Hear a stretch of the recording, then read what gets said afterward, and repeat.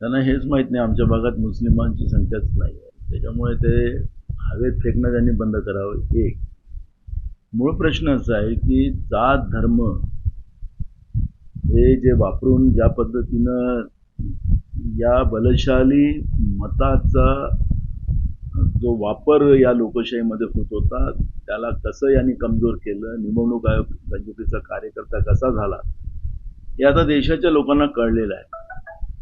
आपण पाहिलं की महाविकास आघाडीचा जो मोर्चा होता त्या मोर्चामध्ये आम्ही निवडणूक आयोगाला प्रश्न विचारतो. भाजप का त्याच्यामध्ये पुढे येत आहे? भाजपने उत्तर दिलं पाहिजे. भाजपला या प्रश्नाचं उत्तर दिलं पाहिजे. निवडणूक आयोगाने उत्तर द्यायचं आहे, भाजपने नाही द्यायचं उत्तर. म्हणजेच दाल में काला है. दुसरा महत्वाचा प्रश्न की एक पॅरेखान नावाचा माणूस यांचा नागपूरमध्ये आहे आणि भाजपचा मोठा नेता आहे. त्याला सगळे टोल पण महाराष्ट्राच्या मुंबई सहित त्याला दिले गेलेले आहेत. म्हणजे त्याची बिर्याणी चालते यांना.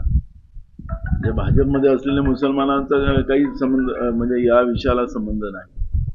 हा जो हिंदू मुसलमानाचा जो वाद निर्माण करून या लोकशाहीला कमजोर करण्याचं पाप हे लोक करायला निघालेले आहेत. त्यांनी हे पहिले थांबवावं आमची त्यांना नम्र विनंती आहे.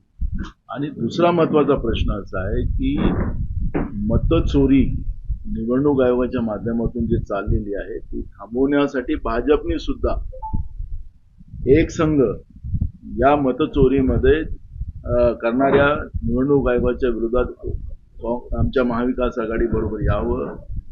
हे नुसतं महाविकास आघाडीच नाही, कारण की ही महाविकास आघाडी लोकशाही वाचवण्यासाठी त्यांचा हा जो प्रयत्न चालू आहे आणि त्यामुळे भाजपनी आता निवडणूक आयोगाचा प्रवक्ता होण्यायोगी त्या ठिकाणी जनतेच्या मताचं त्याचं जे बलशालीपणा आहे तो कायम ठेवण्यासाठी त्यांनी